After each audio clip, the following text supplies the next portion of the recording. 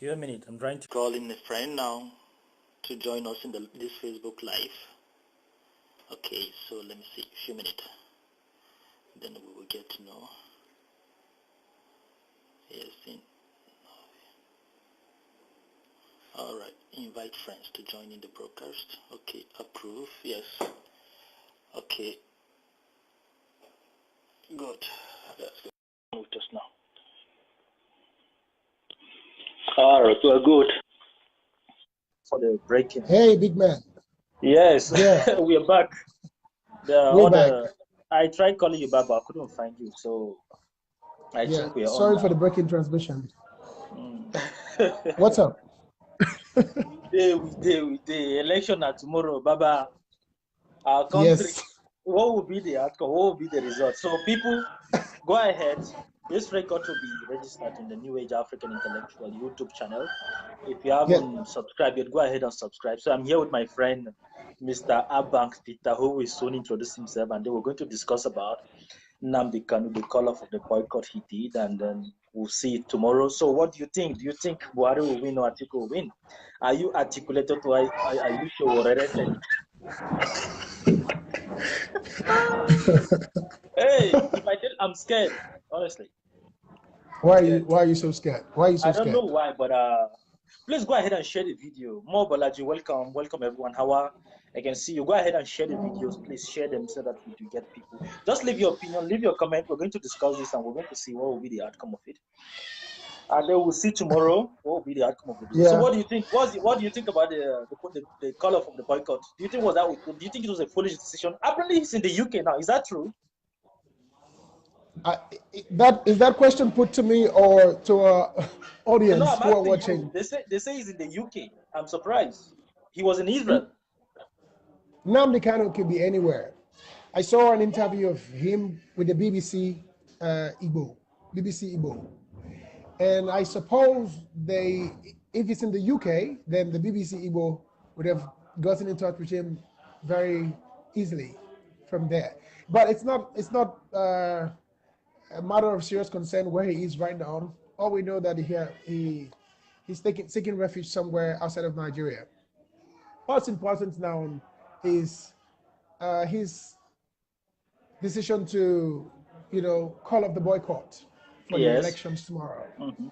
So, first of all, I have my reservations. Why I think he did that. I have my outlook towards that issue. But let's hear from you. What do you think? Why do you think Nnamdi Kanu called off the boycott? I think it was a foolish decision to start with. That's my personal decision. I think it was very foolish. No, I mean, not calling out the boycott, to even set up a boycott, it was foolish in its own part. Because this is a country, you want a government that will favor your cause, You don't just want any kind of government that will just come in and be antagonistic toward your cause. So the best thing you need to do as an individual or as a leader of a movement is to elect a government favorable to your cause. And which we know that... Go ahead. That place is getting hot. I had to leave it. The Biafran dream is going to be a very tough decision to make. So it was very foolish to even put up the boycott in the first place. I'm sorry to my Biafran brothers. So calling it off, I wasn't surprised. I knew that he was going to call it. So it was a deja vu when I heard that he was calling the boycott. I was waiting to hear from him. I said, this person, why won't he call the boycott off? So please leave your comment. We're seeing them, we're reading them. And if you wish to come in to contribute, we can invite you in. So just go ahead and share the video, share it more, and then leave your comment. We're reading them. Leave your opinion, and then we'll call you. So I'm listening to you. You said it's very noisy. That's why I'm looking for a place to stay. Okay. But I heard you right. If I heard you right, you said the idea of the boycott was foolish.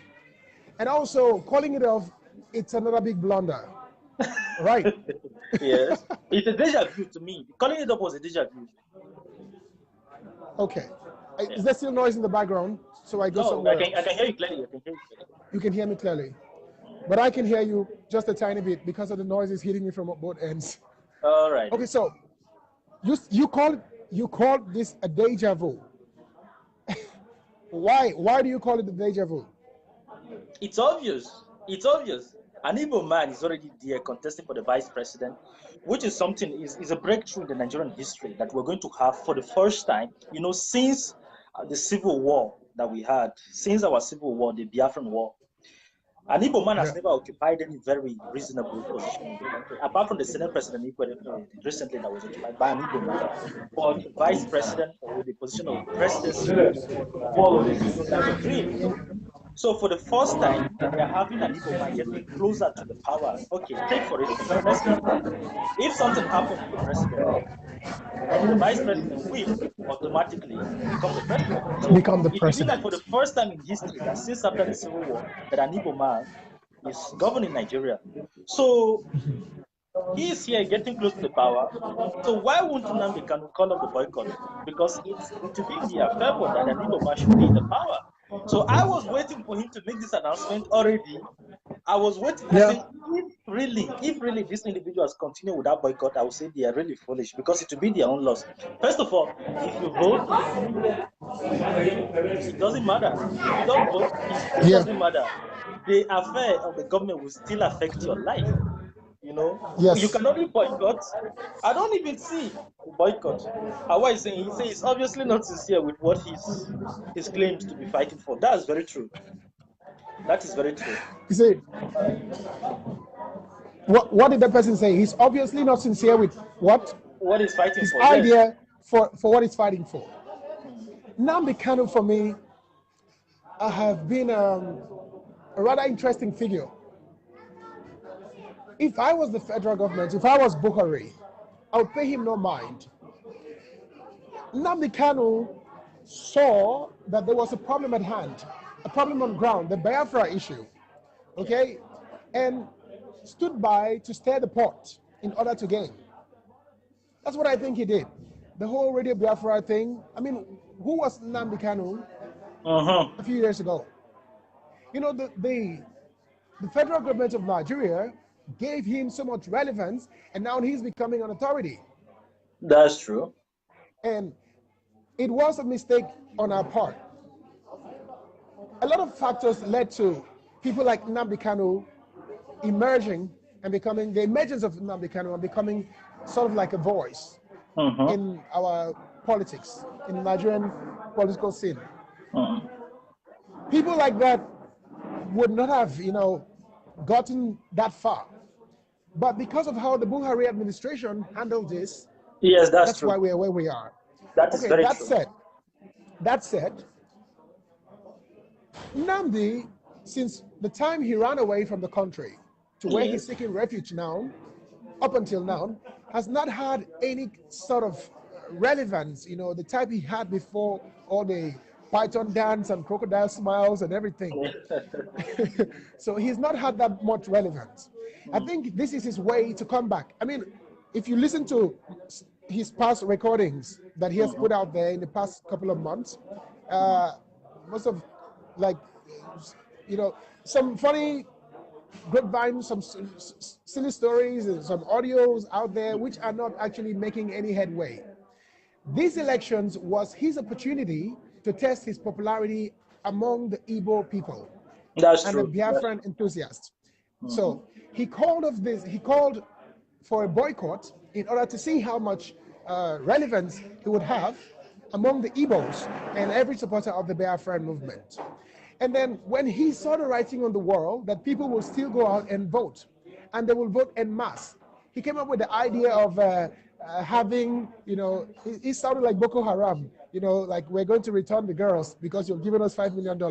What we demanded for, that kind of stupid thing. What demands did he place before the people who are speaking against the boycott? And who are these people who are faceless? Is it the federal government of Nigeria? Is it the USA, the EU? Who are these bodies who are meeting his demand? That is the question I've been asking. And it's a bluff. Please, if someone have the answer to this question, please drop it in the comment section. We're reading If you ask me, Innocent, what I think this is, I think it's a bluff. It's a bluff from Nnamdi. Why I I've not been such a big fan of Nnamdi Kanu. It's because I do not like I said earlier on, he stood by to stir the pot in order to gain. I do not like it when anybody springs up from anywhere and begin to, make some dithyrambic statements, some erratic statements to get vulnerable Nigerians who are hungry. And a hungry man is an angry man.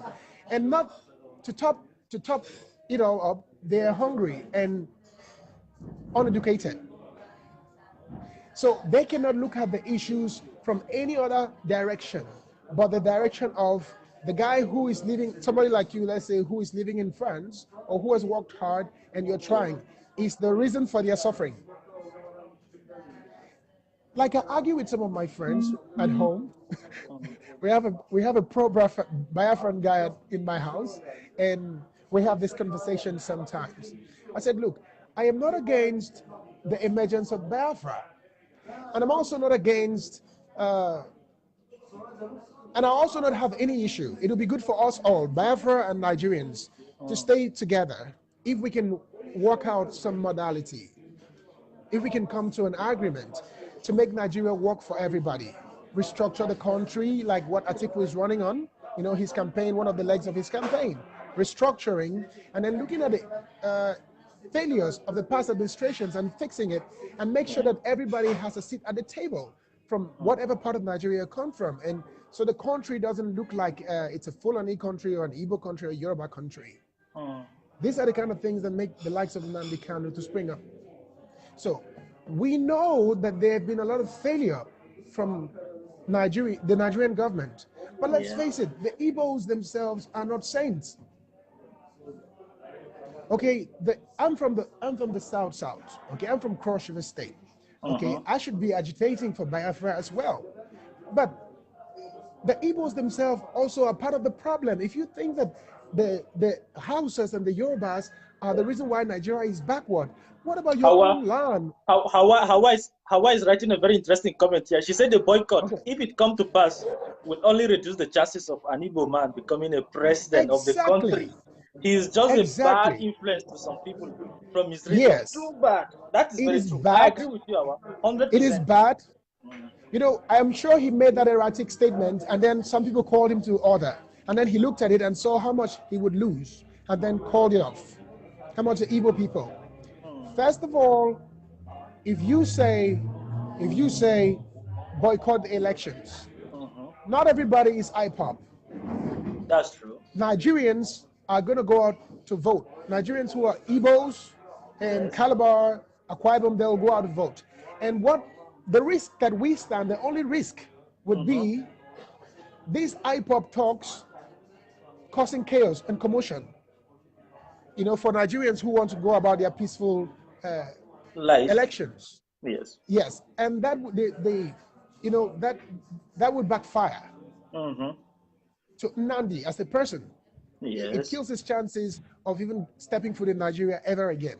If any Nigerian lost their life in the hands of an IPOP member. A couple of days ago, a video surfaced on Biafra. There's a Facebook handle called Biafra, where a dog without shirt is threatening people to go out and vote, Nigerians to go out and vote, saying the order is to stay at home, that if anybody is to be seen outside, whatever happens to them, they will take it. Like this dog daring people. That's the clear threat. Yes. This dog daring people to go out and vote, that they will be killed. Okay, so if that happened, if Nnamdi Kanu, stir up those kind of people and they cause any kind of havoc during this period, he got himself in very deep waters, hot water. That's why he pulled that off. Okay, before you continue, I just want to make some things clear to our viewers here and to the people whom you eventually see this video in the future time. Me personally, my ideology and my friend here, Abba, none of us is against this Biafra movement or against Igbo people precisely. I just want to make our political stance very clear so that we will not be misjudged. That's right. Because I know some people, the moment they see the title, they will not even watch the content. They will just go ahead and leave their criticism. They will start bashing you and insulting you. I say, what we are saying is that this Biafra movement actually is a misplacement of priority. Why do we say that? Just why did they call him? Why do they talk of Biafra in Kenya in this title? Why? Yeah. It is because of the lack of economic opportunity in the country. If this country, if there is opportunity, there is job, and all those ethnic tension are not there, nobody, even if Nnamdi Kanu can just stand up and shout Biafra, Biafra, nobody will follow him. If the people That's are right. doing fine in the country, nobody That's will right. listen to his calling. So That's right. why do we say it's a misplacement of priority? Because the misplacement of priority is here right now. Let me give you one example of South Africa. In South Africa, we have two people right now that are holding the country. We have the blacks. South Africa has a population of 45 million people. 54 million people. Let's say like 4 million of this population are white. Let's say white. Boers and Brits and English people and some other population mixed all together Yeah. make up 4 million completely. And the Jews. Yeah. Because they have South Africa has one of the largest concentration of the Jewish community in Africa. I think there are almost up to like 200,000 Jewish community there. And then go to the other part. Let's say 4 million population, white, Brits, the English people. Then you come to the other side, the rest of the 50 million of the population, the majority are blacks, few are Indians, the Chinese, and other country people. But immediately after the apartheid in 1995, it was a black man who took over the government power. So now black people have took over authority. They are in government. Yeah. They are president. Since after Yeah. apartheid, no white man has ever become a president in South Africa. In South So Africa. black people have a full control of the country politically. But then there is a huge movement that's going on right now in South Africa. A huge movement right now. Yeah. After they got the political power, right now they are calling for economic power. You see, why? Because despite that the majority control the politics, there are few who control the economy. The white population of South Africa, they control the economy through the reason why they had EFF today with Julius Malema knocking on their door every day, calling them to give them economic power. So Yeah. I tell you, Nnamdi Kanu is calling for political independence in Nigeria, but he has forgotten that the crucial thing to do, first of all, is to build your people economically. The Igbo people are very entrepreneurial people in Nigeria. So if I were in his position, I will focus my energy instead of being antagonistic to the Nigerian government. I will focus my energy on calling in all the Igbo people around the world, from US, anywhere they are, to come in to invest locally. The Igbo people are making business. There is no part of Nigeria where you will not see them. No way this world you will go, you will not see Igbo people. They are making business everywhere. So channel the energy, channel this movement, this Biafra movement. It should be an economic movement, not a political movement. When I say an economic movement, try to find a way how you can empower the Igbo people. First of all, by what? Promoting capitalism, entrepreneurial skills, Onitsha market, all those Aba market. Make sure that you review them. Set up a regional economic force. In short, all the governors, the region, should come together, support the private sector where they can build train to connect the entire region together, facilitate movement, and do all those things. That's why I call it a misplacement of priority, because it's economic power that the Igbo people need, not a political independence. Because the political independence as it is right now is not working. He has tried it, he has fought the government, and we see that he's certainly going nowhere with that movement. He's going nowhere. That's right. So the best thing is find a way to empower your people economically. So I just, please, somebody's leaving a comment, Oluwashun, say, please, can the guests move to a more quiet place? Oh, there's a huge sound coming from your side. Yeah. Okay. Yeah, so what I'm saying, the point is this. In South Africa, the majority are the blacks. They occupy the government. They occupied all the top position in the government. But right now, I can give you a list of 10 billionaires in South Africa. 10 billionaires in South Africa. And only one of them is black. Only one of them is black among them. So we have this little minority community, the white Boas and the Braids people who are there occupying the economic position, and they have a huge influence in the country. First of all, when I say economic, in short, they owe majority 80% of the entire 80% of the entire land they occupied, they own it. When I say they own it, what I mean, the game reserves. So you have huge, estate being built. Then the black people will come to rent, but it's owned by the white man, and they have to pay money back into the pocket. So they own almost the majority of the country.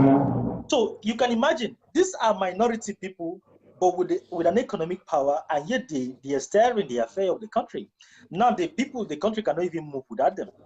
So what Nnamdi Kanu should do, first of all, we are not criticizing him.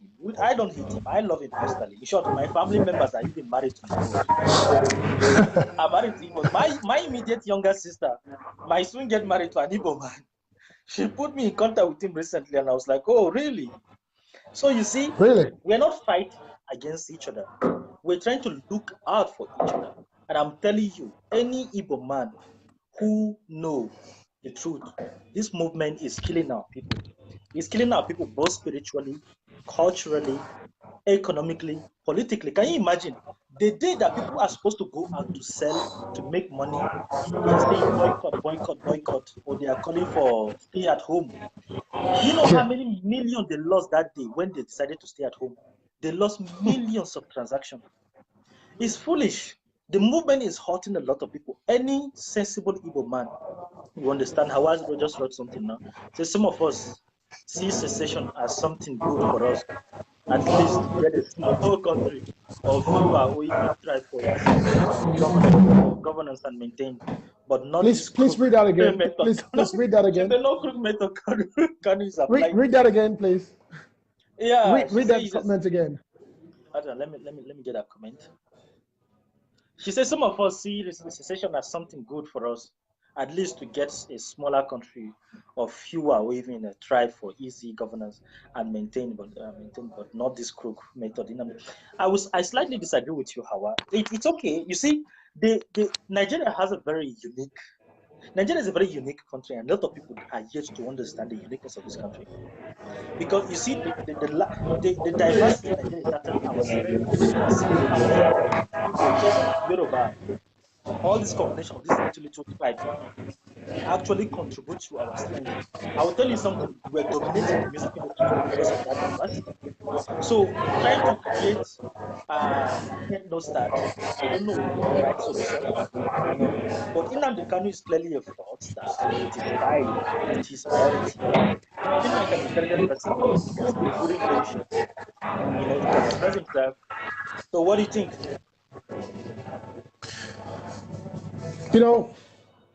Like you said, the problem of Nigeria's problem it's not just one thing, you see.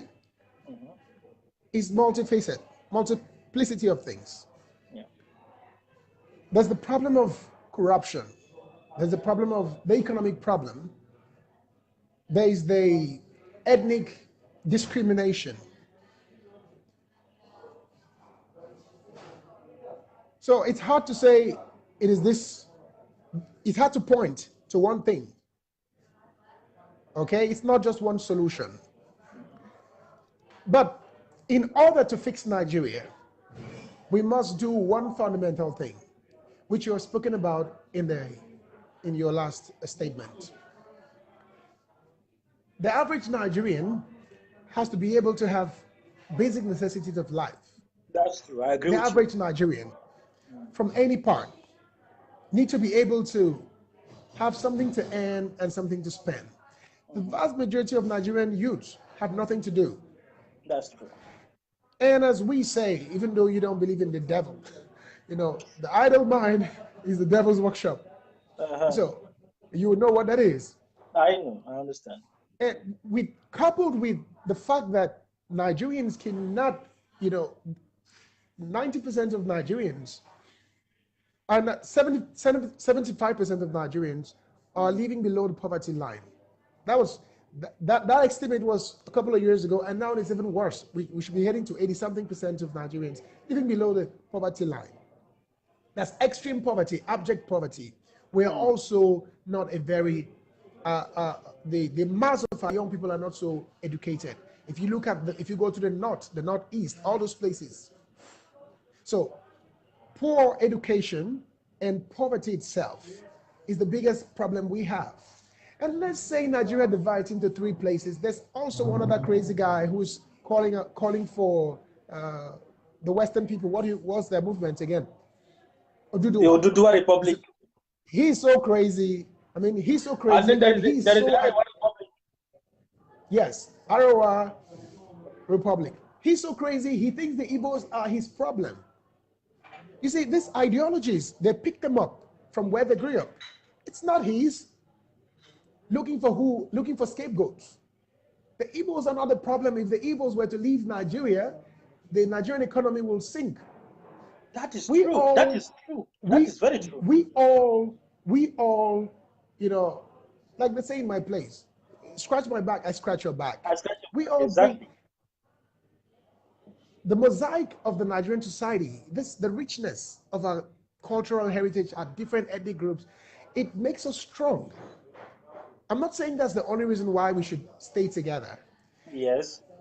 If we are to start, you know, if we have Biafra secede, the Ibibios and the cross variants, the Akwebimites, all those people, they are different from the Igbos. The Igbo would be the dominant tribe there, and nobody in that place want to have a country that's run by Igbo people, because those guys are still going to be crying foul play in the near future. Because I'm coming from an international relations background, and I'm being a realist about this thing. I'm getting you. People like me, whose population in Nigeria, it's about 200,000. The population of the Boki man in Nigeria. Yeah. Of course, there's a Boki part in Cameroon. I don't know how many there are. In all, but I don't think we're more than 300,000. There's 200,000 Boki people, and you have other small minority groups. That's true. We don't want to live under an Igbo-dominated society. That's true. That is very true. And we have no guarantee that the Biafran state would be treated fairly. Biafran state for everybody. Yes, because you can never be sure of your neighbor's attitude towards you in a couple of years in the future. We can never be certain of that. It's a realist ideology, a realist kind of thinking, but it's true. So the main problem we have now is not secession, it's not to secede, it's to see how we can make Nigeria work for everybody. Okay, because it would cost us a lot to move to separate. But if we put that energy together, all that energy, and make Nigeria work, we would have built for ourselves a very, the most populous country, in Africa, which is the most successful, the biggest economy, stronger politically, and can hold its own and represent Africa and all black people in the world. But if you have small countries like Cotonou, Biafra, Oduduwa, the small place, we all cannot speak. And so we're not acting like Africans. But this Pan-African thought and mindset is not in us. And then let's go back to Nnamdi before I let you come in there. Nnamdi holds close to his heart a British citizenship. He probably tells you, you cannot touch me, I'm British. If you do, you'll be hurting a British citizen. And this same guy turns around and criticizes the British orchestration, which is Nigeria, as he calls it, a puppet of Buckingham Palace. This same guy, you see the irony, right? And then he runs to London. If he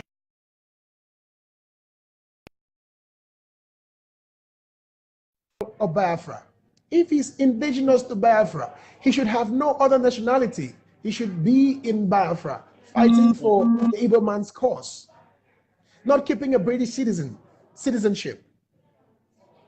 I don't know if you follow what I'm saying. Your point. I see your point. I also see the irony. It's a common man in the street. It's my common brother who is trying to look for water to drink. Where the next meal is going to come from. Who's going to kill himself? Who's going to die? But Nnamdi will not be dying, neither any member of his family will, neither will any member of his family. Yes. So I think that a lot of thinking has to be put into what Nnamdi is doing. I mean, a lot of thoughts has to be, it has to go through a lot of, processes. I'm not about these erratic speeches and dithyrambic. I think that if the Igbo people, I think they're from the chat, the group. I think that if the Igbo people are, if they're serious about moving forward, I changed gears with my friends at home and told them this. I said, look, if the Igbos really want to secede from Nigeria, the first thing you want to do is take this your ingenuity. The Igbos, their hands are gifted. They can create this and that and that and that. Get technologically sophisticated. Yes, exactly. Advanced. Exactly. Unite. Then I cited the issue of the North Korean economic power. Government. Yeah. In 1995, if somebody told you that an American president would sit face to face for peace talks with a North Korean dictator, would you believe that? No. But those North Koreans guys persevered, okay? Kim persevered, the sanctions, the economic sanctions and blah, blah, blah. He had a goal in his mind. Yes. He wanted to have that nuclear capability. Once he did, he now called for talks at the table. And the American presidents came to talk. You see, right? Because you have them by the balls. That's true. Now they can listen to the streets. Now they can listen to you because, man, you're threatening me with a nuclear bomb. I also have one. Nobody's stronger, none is superior. So if the Igbos would want to make progress, send the vast majority of your people. Let them have at least basic education, like high school, secondary school education. Get something doing. Let them be economically stable. It's a technological age, and they can, tap into the wonders of technology and begin to speak from there. In that way, they will not say the houses are more than us and therefore they're oppressing us, because you have power now. They have the power. Ahead, my brother. So what I'm saying, just to buttress your point, is that they need to develop the economic power, because they are MPs, and my brother, you are wrong. Having a dual citizen doesn't negate the fight for Biafra restoration. Anyway, no. See, my problem is not that he has a dual citizenship. Anybody could. I have cousins who are Americans. I'm saying that when you say that the British people orchestrated Nigeria for their own benefit, and you are a British citizen, you are a Chichi Dodo. Have you read this book, The Man by, is it Kwesiyama? I can't remember, a Ghanaian author, The Man, talking about corruption. He does not like shit. There's this mythical Ghanaian bird in his book, which doesn't like shit. It's called the Chichi Dodo. And the Chichi Dodo doesn't like shit. Yes? So if there is shit here, it flies far away. But when the shit brings out maggot, it comes to eat the maggot because that's what it lives on. Oh, okay. Nnamdi Kanu can be compared to a Chichi Dodo. And you see, our people, that's very tough. And you see, our people do not read history. Let's analyze. It's not about how hot your blood is. That's what education does for a man. That's the difference between an educated man. Somebody's giving you a compliment, saying you have a very intelligent guest. He understands Nigeria very well. Thank you very much, sir. That's what differentiates the educated man from the talk in the street who are equally both angry about a particular thing. The talk in the street will take a machete or a gun, okay? But the educated man will think first. Aristotle talked about the kinds of people in society. He talked about the brave, the knights, all those people who want to just put themselves at war. And he talked about the elitists, the aristocrats, who are the intellectuals like you in society. He talks about the monarchs. He talks about the monarchs, and then talks about, that is in his categorization of the best form of government and the best hand to lead a people. That's Plato. That's Plato. Oh, thank you very much. That's Plato. Thank you very much. So Plato does not think that thank you very much again for reminding me. Plato, or correcting me, Plato does not think that the brave should be the one at the helm of affairs, like running the system. Okay, because they'll put themselves That's out a there very and good kill point. themselves. Yeah. You see, That is true. so Yes. what education does for a man is take them away from that only bravery, thinking from only a brave perspective, going to kill themselves off, and putting them, and making them a balanced human being, a balanced individual. When you are sound, Nnamdi cannot tell me to protest in the street of Onitsha the way the IPOP talks do. He can't come to you. He can't go to Chimamanda. He cannot go to Kingsley Mogalu. He cannot go to, or he cannot go to Innocent Motors. These guys are established. They cannot be hitting the road for a useless cause. They would lose their minds. That is true. Okay. Where are all the rich Igbos? The Igbos who can feed? Where are they? They are minding their business and doing their work. Only my hungry brothers like me, who does not have somebody to fall back to, who is not really sure of what their future is. There's this clarity of purpose for their lives. Those are the people that Nnamdi will use. Okay, so let the Igbos organize, get themselves economically, or should I say independent of the Nigerian state. It's still the same thing. To buttress your point, the point you just make now, the narrative you just gave now about having a society of the powerful, of the elitist, of the sage, all those things organized. Yeah. If you are interested in reading what the narrative you just gave now, you can search the book online. It's called The Republic of Plato. He actually gave a very interesting narrative. He gave a very interesting narrative about military. He said the military force, they are like dogs. He said that a dog doesn't attack the owner. He said a dog protects the owner and defends the house from a stranger who is coming to steal or do anything.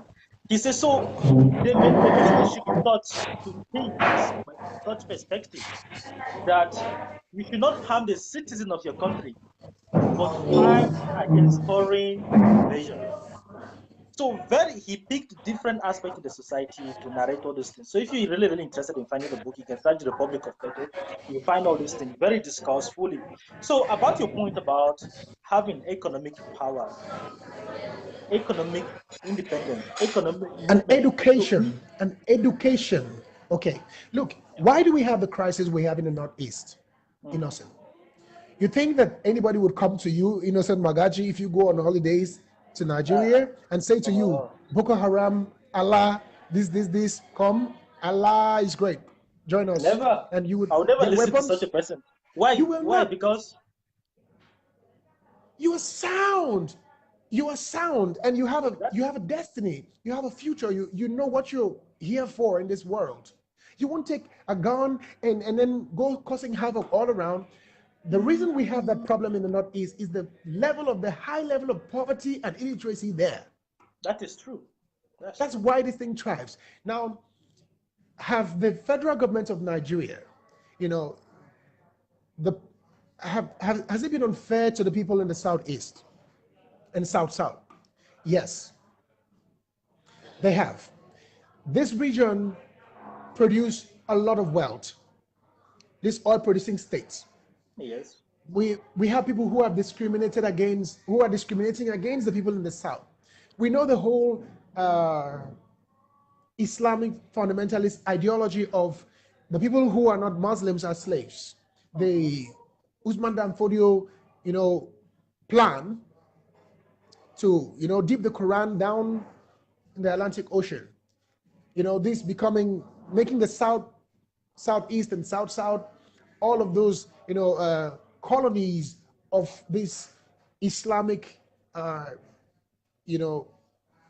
caliphate of some sort. They are trying to get there. And the same idea driving them is also illiteracy. We know this. That's true. So somehow the born to rule idea, mentality, every of the tribe, what I've seen is that every of the tribe raised their people to tell them that, look, you are You are number one. You own Nigeria. Okay, the Igbos are guilty of that. The House of Fulani oligarchy are guilty of that. The commoners are guilty of that. The Yorubas are guilty of that. They raise their people to hate the other tribe that's The others, dominant. ethnocentrism is. Thank you. Ethnocentrism. So I sat in Oshun and I told them, hey, I'm from Calabar, I'm from Cross River, Nigeria. And for them, in the West, in Oshun, I'm Igbo. I don't understand how I'm Igbo. My identity is lost. In Nigeria, I have no identity. I should be crying foul play because I'm not recognized as a Boki man. I'm recognized as an Igbo man who's bad because he's corrupt in the West. We hate them. We hate them. I'm like, why do you hate them? That was when I finished my first degree in sociology. I thought Nigeria's problem was sociological, so I went to study sociology. and I went to the West to serve for youth service. And a Yoruba woman tells me, you know, I'm in this attitude of meeting people. I'm a people's person, sort of. So I have this conversation with my neighbors in my street, and they like me as an individual, but they don't like that I'm from Buki or Igbo. So I told this guy, one of the guys who I used to buy clothes from. He was critical about me. Where do you come from? I said, I'm from the south. He said, you look Igbo. I'm like, no, I'm not Igbo. He says, you are Igbo. You're from that side. I said, no, I'm Buki. He said, Igbo or Iboki is the same. That's, you know, Igbo or Iboki in his mind. In his mind, I'm Igbo. So I said, I'm Boki. He said to me, Igbo or Iboki. That's crazy. So during the, I'm gonna let you speak and maybe read something.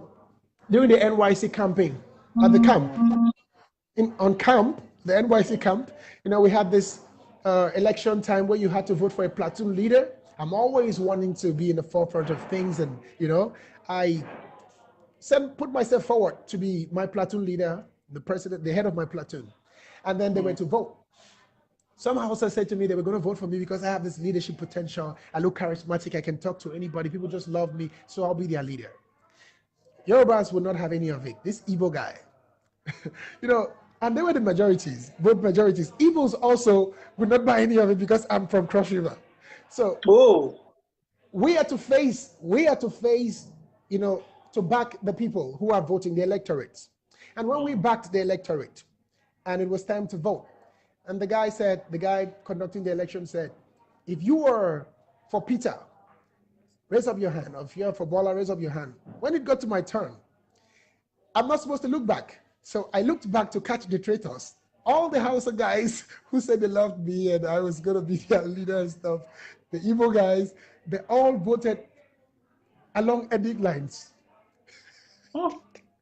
They didn't vote for me. The Igbo guys didn't vote for me. The Hausa guys voted for Hausa guy. The Yoruba guys voted for Yoruba guy. So we are not one. Alexandra Prima is saying something very interesting here. So it's very interesting how Nigerians separate themselves from each other. I mean, so much attention is paid to Benibo or Boki or Yoruba, while the traditional and religious background is important. If changes in the country are to occur, people should work together. That's the reason why Obas have always been there to maintain peace in their region and collaborate with others. He said you need a leader who will take into consideration interests of all ethnic groups in Nigeria. Don't know if it's possible though. Look, Alexandra, Prima, you're very right. You're correct. I mean, we agree with you. Let me mention here that Alexander Prima is Nigerian. Really? She's Belarusian Nigerian. She's married to a Nigerian man. So she's very interested in our politics. She knows the Obas. Oh, I see. Alexander is the one who was speaking the pigeon in the video we made for the elections. Really? Yeah. I see. Alexandra is following the trend of the Nigerian political system. And it's interesting. It's a good, Alex, thanks for your comment. Our people need to learn that. So I just told you a little bit of how, disunited we are as a people. And that's the same ideology and mindset that has fueled the rise of IPOP and also Boko Haram and the Oduduwa people and the Arawa people. Unless we can come to, a consensus. Yes. And all of us come to the table and put forth, and as equals, not some who are born to rule and some minorities. Okay? And then also during elections, vote for somebody who has shown a track record of leadership and merits that position. Not because they are Muslim or Christian or Christian, all those things. or Buki. That is true. Yes, I so totally agree that's my with point. you. Go So ahead with what you're saying, my brother. we're coming to the end of this now. In the next few minutes, we'll be ending this show. So this video will be posted in the New Age African Intellectual YouTube channel. Please, if you're yet to subscribe, go in there and subscribe. Leave your comment. We're going to read them. If you have questions, leave them. We will reply you back. We even get in touch directly with you. And if you wish to contribute, we can also have you live on to talk about some of these topics. So thank you so much, Mr. Peter Aban, for coming to discuss this. So in a nutshell, we all agree today that IPOP, the Biafra movement, is a misplacement of priority. It shouldn't be a political movement, but it should be an economic movement, because that is the genesis of the IPOP movement. Actually, people are calling for rights. They want free, they want good education, they want good road, they want all those things. All those things are economic. They want to be able to have good money to live well in their life. This is That's right. what you should clamor for, not for secession. Because you're calling for secession, you are not even organized right now. How can you be organized? How sure are you that you'll be organized when you finally succeed? So I just give you an example of South Africa, of how a minority who handle the economy, dominate the economy, are able to control their community, they are able to control their resources. Such kind of people with economic power should be the one calling for secession, because they are already independent. They are free. We have seen them organize their society very well. So they should call for the secession. Okay, let me read some comments before we go. Okay, why is saying you see why social studies should be measured on the total level of education. I agree with you. All right, okay, so we're going to leave now. Okay, Ayaku on the last note, said, who? Okay. Go ahead. You're about to read something for me. Yes, she said, about all this discrimination, and this is exactly what Nnamdi is trying to address. He's fighting against the ills and the society and not condemn Nnamdi Kanu. Let's take these 2 points before we go. Like I said before, we are all guilty. The 3 major tribes. Yeah. For the failure of the Nigerian state. The Igbos, the Hausas, and the Yorubas. Of course, some ethnic people there who had a key role to play, were also guilty. So it's not a Hausa failure or Yoruba failure or an Igbo failure. When I talked about discrimination, I didn't talk about visiting Onitsha at the age of 7. I visited Onitsha in 94, I think, if I remember well. And my grandmother used to live there. My grandfather used to live there. And I saw the discrimination.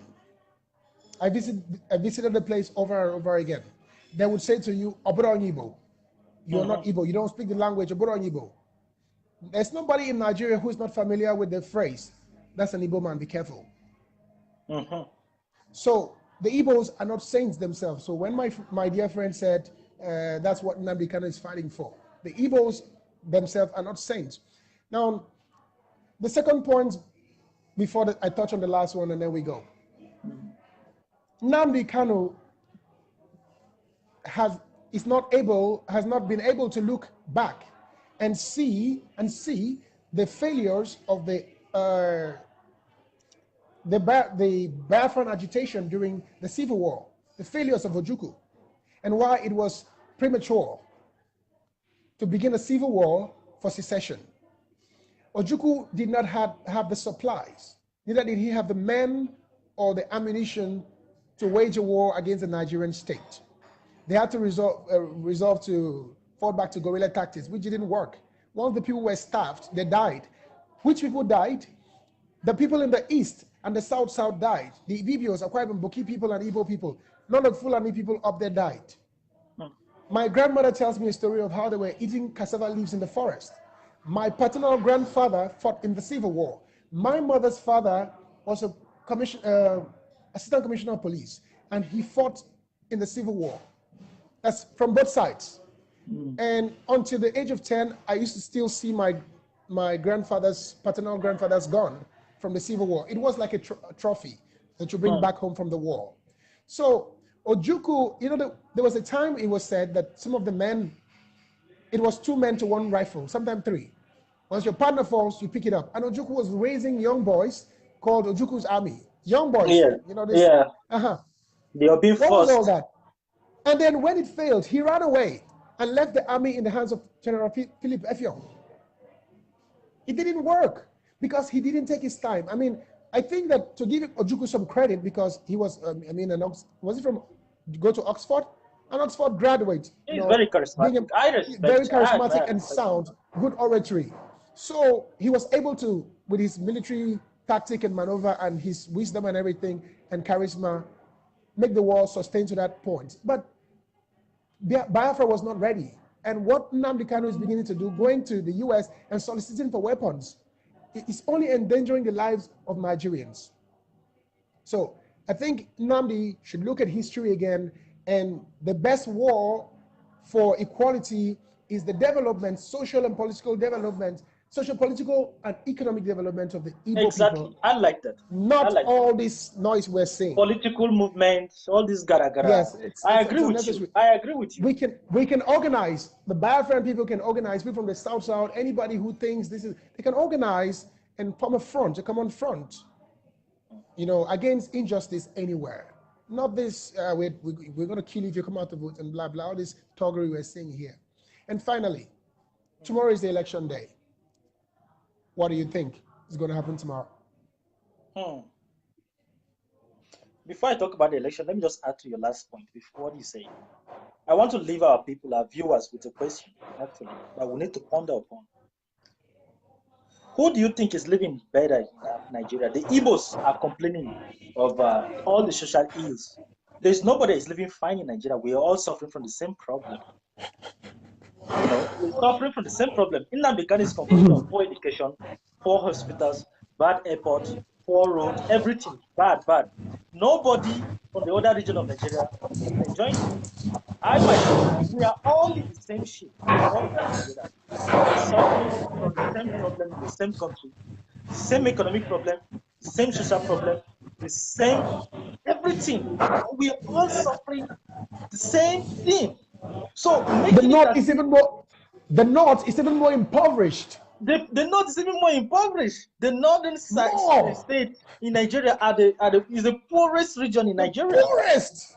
So to make it look as if it's only the Igbo people that are being, that are the victim of this problem, deprived and marginalized. It's very selfish.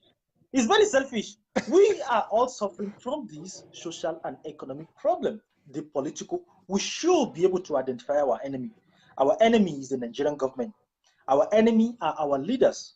Look at all the masses, I don't know what they call them, these elders of the Igbo. They are supporting Buhari. Our leaders are our enemy. We should be able to hold them accountable rather than to slaughter. So nobody is in the north is enjoying it. Nobody from the west or from the south is enjoying it. Nobody. Right? Likewise, the Igbo people, we are all suffering. We are all suffering. So we should be able to identify our enemy and channel our cause to the right path instead of, leading our people to slaughter, living family. Remember the Biafra war. No bullet didn't kill people. It was hunger that killed most Nigerians. Kwashiorkor. They blocked starvation. The Kwashiorkor. Exactly. They blocked the supply of food, and a lot of people were dying. They blocked the supply. So hunger killed our people. You should be able to stop leading the poor, the little, uneducated people to slaughter. We should be able to identify our enemy, go directly to them, and hold them accountable for this movement. So, Yes. to answer your question about the election, Yeah. you saw the peace accord they signed yesterday with this man. What's his name? I've forgotten Atiku? his name. What? Not that. Yeah, he saw. Buhari signed the peace accord with Atiku, but it was the Abdul Salami that brought them to sign Abubakar. the peace accord. Yes, Abubakar. Was that yesterday or some year? It has happened a long time Some ago. Did days they do back, another yes, one? some days back. I'm very optimistic about the election. I'm not afraid anymore that there'll be fight because I know Nigerians are very afraid. You might think Nigerians are violent people. There will never be any full breakout of war in that country as you're seeing. All those religious people you're seeing, they will never fight. But the only thing that will happen is that some people will come out and, okay, there's somebody who is living, Chris Ali saying majority of Nigerians cannot think at this level. So the rich, unfortunately, will be feel, okay, we need a mind of a hurl in Nigeria. That's true, I agree with you. Igbos are We need a crying. What mind of about what? other minority tribes that might never smell the office of presidency? Thank you. Exactly. Thank Good you. question, Crystal. Good Thank you. question. Great point. Yeah. What do you think about the election? You know, this it's interesting how interesting this Biafran issue can be. It's not an issue you can, you know, round up in just one discussion. So another time. All right, okay. Now, for tomorrow's elections, we're going to have a very interesting outcome.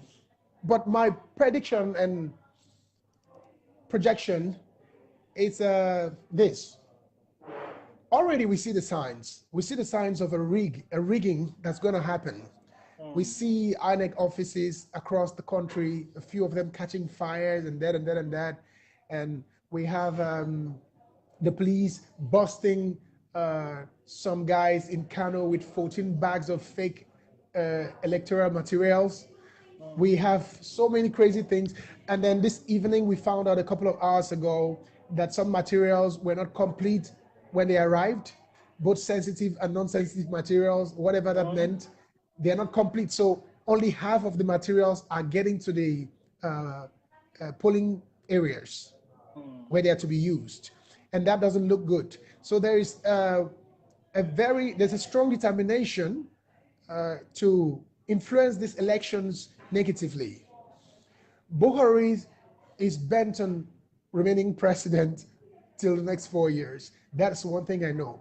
But when I look at his campaigns and Atiku's campaigns, the turnout for Buhari has not been so good in the West, in the North, and the Southeast.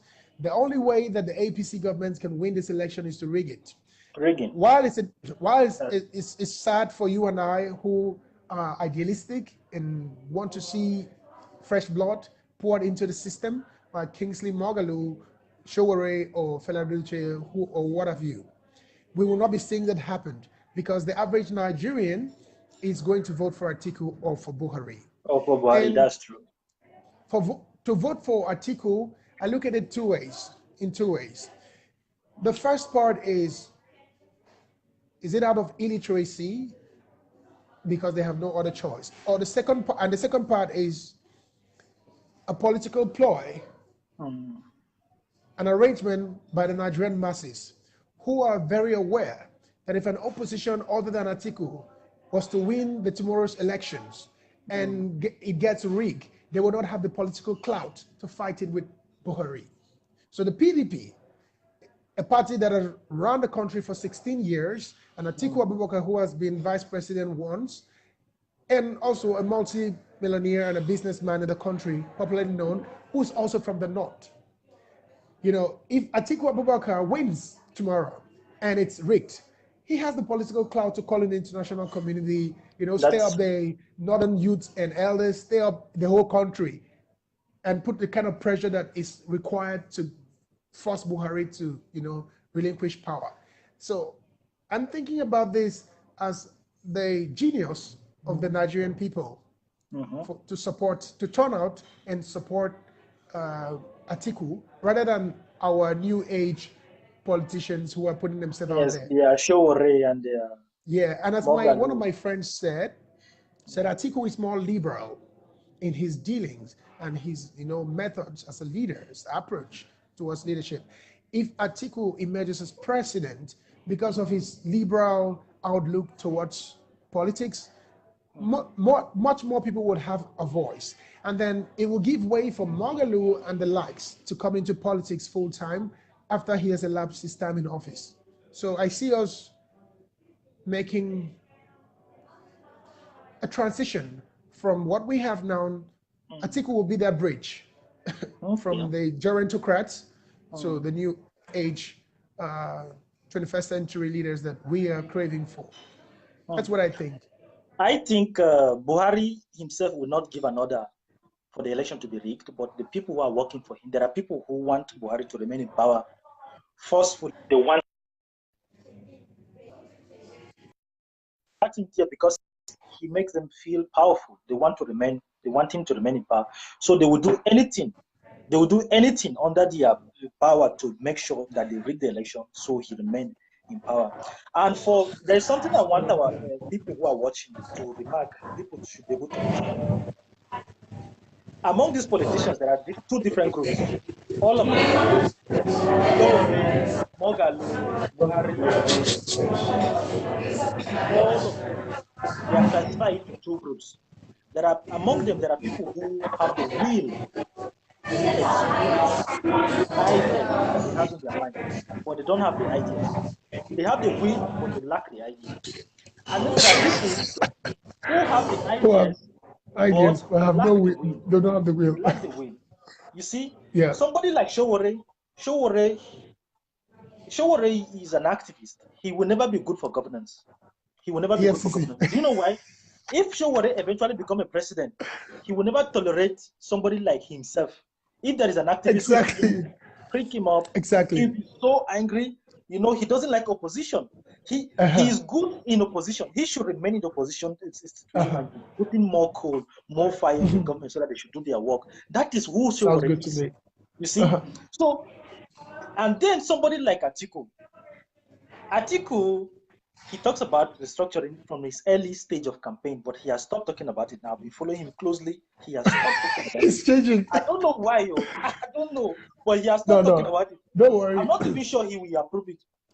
But somebody like Buhari, Buhari, first of all, he lacks the idea, 0% idea how to do that company. But I've seen that in his government, he has surrounded himself with some real good people. Example of this like who is Emmanuel Ibe Kachuku. Yeah. Ibe Kachuku has succeeded to transform one of the most important sector in Nigeria, which is the oil and gas sector in Nigeria right now. There's a huge reform that is going on, and this reform is coming out at the propitious time. Why? Because there's this Dangote refinery that's coming up. Coming up upstream, a Lagos State, offshore drilling company that is coming. They signed a very huge contract with Total right currently. So there are these key strategic companies that are coming up, and then Buhari has these people in the government. This Emmanuel Ibe Kachuku, that man has done. If you don't know, he has launched a program which is called the 7 Big Wins. It's just recently, right now, they launched a program which is called 100 Nigerian something. I've forgotten the other word. But what they did is that they called all Nigerian entrepreneurs that are into oil drilling, oil, that they have oil field. 100 of them, they called them to sit them down, a huge meeting. What would they do? They would give them financial support to boost. They want to keep them in strategic position. They call all these individuals to keep them in place. When last did you heard of the Niger Delta boys? They are gone. You don't know what happened.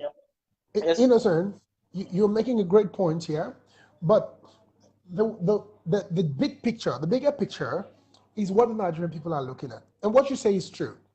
The Nigerian people are looking at the bigger picture here. Now, first, in your first statement, you exonerated President Buhari when you said that, people behind him want to push him there rather than, to use him and do their dirty jobs. But you do not think that President Buhari will give such instruction.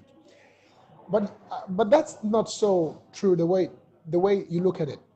Okay. There's a video that surfaced yesterday of a woman. It's not her first video. She's a Muslim woman. She likes to cover her face, and then she comments on the president's behavior. I think you know the woman. I don't know her name. So someone sent it to me, and I saw it on Facebook as well. She talks about Buhari giving a speech in Kano, I think, or one of the states. saying, however, we have to do it, whether by blood, like by hook or crook. You know, if we need to arm ourselves to do this, we have to do it, but we have to deliver. The same speech was likened to Amaechi's speech at River State rally. These people are making dithyrambic speeches, like erratic speeches that can spur people up to violence. And as we know Buhari, from his 2002, or 1 or 3, is it, when the first election he ran, was it 2003? Thereabout. Yeah. Buhari's first elections, where he lost. You saw how many people died, how many cars were burned. Buhari doesn't like to lose. And his speech this evening, he has said, look, I'm not relinquishing this power. Nobody's going to push me out of this seat. That's the news this evening. And also his medical records just surfaced. And the man is suffering from dementia. We already know that. We do not need the medical reports to know it. He forgets his line of thought. That's on the one hand. And then on the other hand, Jonathan was not such a great president, but at least he had 1 or 2 great people, capable hands working for him. But the Nigerian people are looking at the big picture, the general picture of everything. Nigeria's poverty index has now gone up from, I think we had 23% of, 23 from 18%, is it 50, from 15% to 23%. There's an 8% more higher poverty from what Buhari left off. Now, we exchange bad for worse. In the general picture, Nigerians are poorer today than they were 4 years ago. Nigerians have died more today in the hands of Boko Haram and headsmen than they did years ago. The Nigerian economy has, fallen so bad that people are saying that if Buhari loses elections, then it's going to, draw investors back in, and then it will give our economy a boost again. That doesn't look good by any ramification. So Buhari's track record is not good. And the bad part, nobody's saying that there will not be, there will not be tragic incidents in any man's tenure as president that it's unheard of. There will be tragic incidents like the Hetzman case, but how a leader handles this is where Nigerians are judging Buhari. Buhari has never given a speech commemorating, sympathizing with those who have lost a loved one. Victim, yes, that's true. He has never. Rather, he's saying that cattle routes. What is cattle routes? He values the life of cattle. What I see. Yes, Nigeria has had cattle routes, and they have been used for roads and houses. That's why this is happening. It's crazy. So that's that for that. Somebody saying your guess you say your guess is articulated. Thank you very much. I say Atiku will sell everything. You will see. I believe you. Atiku will sell everything. Atiku say he will privatize everything and give to his friends. Chris R said by the time Atiku is done with Nigeria, we will. Atiku is a thief. Look, Atiku. But it's obvious that Buhari, if not Atiku Buhari, but because Showore will never come in. If Showore come in, to be a miracle. If Showore or Mogalu, those people they will know. None of those guys are coming in. Look, if you saw Donald Duke's countenance during the last debate they had, the man has been so battered by the Nigerian political system that he had lost hope. Look, Donald Duke lost his shine and charisma in front of the Nigerian people. Not because he has changed from being Donald Duke, but because something in him tells him that this is just we're just doing this. Okay, it is. I mean, sing it. I'm not laughing. I feel bad. First of all, his party. His party went to support Buhari. They mobilized behind Buhari. His party that he's running as president, and turned around and endorsed President Buhari because the candidate that they wanted lost at the High Court. It can break any man. It can break any spirit. So when I read Donald Duke's write-up, he put a letter there, which a statement which he released, when I read it, I felt bad for Nigeria. I felt bad for the man. I felt bad for everything that is good in Nigeria. The man had lost it. He knows that tomorrow is just there. It's just we will just do. All right, People okay. say We'll Atiku is continue a with this thief. conversation. Yes, but before I go, people say Atiku is a thief. Well, that's what they say. Let's give him the benefit of the doubt. If we gave Buhari a benefit of the doubt, why did Atiku? Thank you for that. Thank you for that final bomb. So please go ahead and subscribe to our YouTube channel, the New Age African Intellectual channel. You will find this video there. I will post it very soon. Yes. So thank you so much, Mr. It was nice speaking to you. The Aban, the Aban. Peter with a bang. All right. Okay. Thank you so much. Bro. Bye. Bless. Yeah.